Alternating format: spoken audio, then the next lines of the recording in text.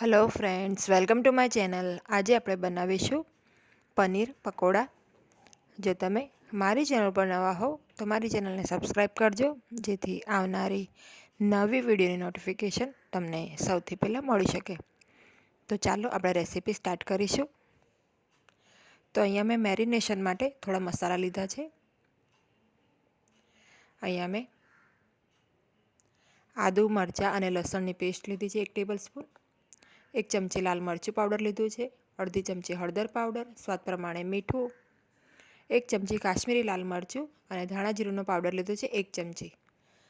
સાથે 2 table spoon જેટલું આપણે તેલ લઈશું અને આ બધા મસાલાને આપણે એક સરસ મિક્સ કરીને પેસ્ટ બનાવી લઈશું. તો આ રીતે મસાલો બનાવીને આપણે જે પનીર છે એને મેરિનેટ કરીશું. તો આપણી પેસ્ટ રેડી છે. અહીંયા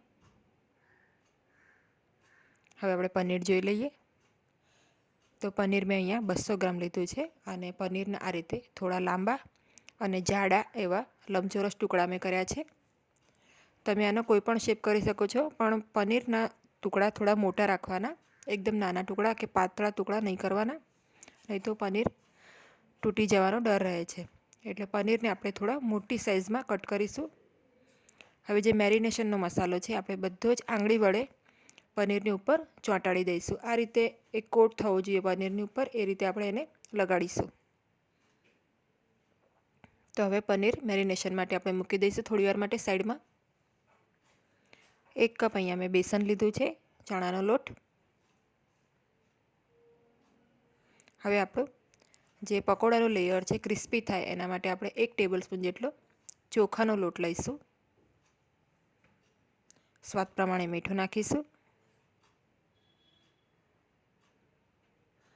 અહીંયા 1/4 ટીસ્પૂન જેટલી હિંગ છે અને 1 ચમચી જેટલા ચીલી ફ્લેક્સ છે એ નાખીશું.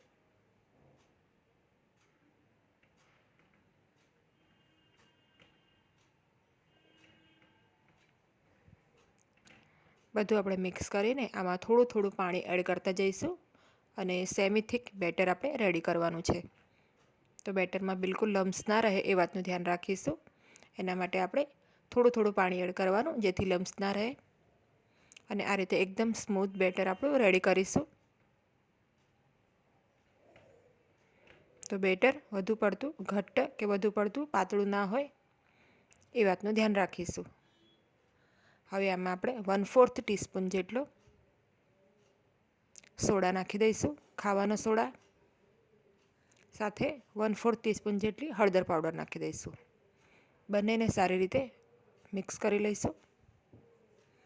હવે આપણે તળવા માટે તેલ ગરમ કર્યું છે, એમાંથી 1 ચમચા જેટલું તેલ આપણે આપણા બેટરમાં એડ કરી દઈશું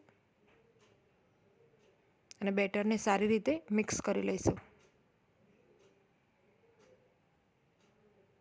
તો હવે અહીંયા બેટર પણ રેડી છે અને આપણા જે પનીર છે મેરિનેટ થયેલા એ પણ રેડી છે.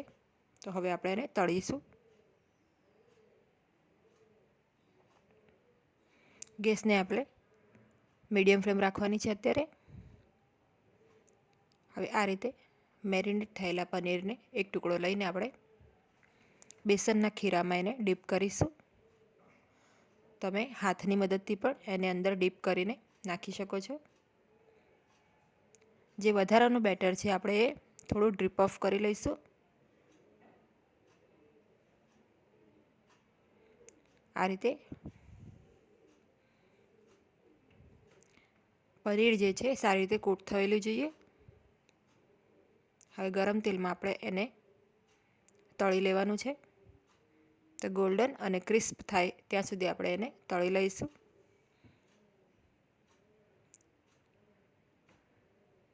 ચમચી વડે આપણે આ રીતે તેલ ઉપર નાખીશું એટલે બધી જગ્યાએથી સારી રીતે તળાય. એક વખત તેલ ગરમ થઈ જાય એટલે ગેસની ફ્લેમને મીડિયમ કરી દેવાની અને પછી મીડિયમ ફ્લેમ ઉપર આપણે આને તળી લેવાના છે.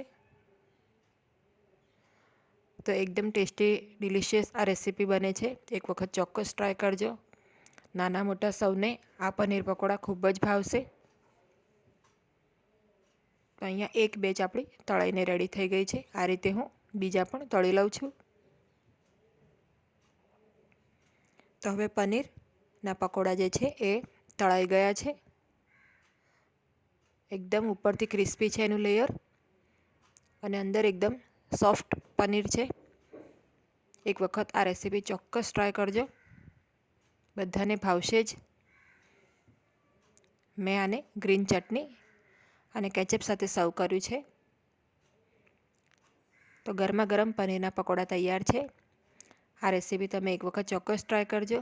જો તમને મારી આજની આ રેસીપી ગમી હોય તો વિડીયોને લાઇક અને શેર કરજો અને મારી ચેનલને સબસ્ક્રાઈબ કરજો. Thanks for watching.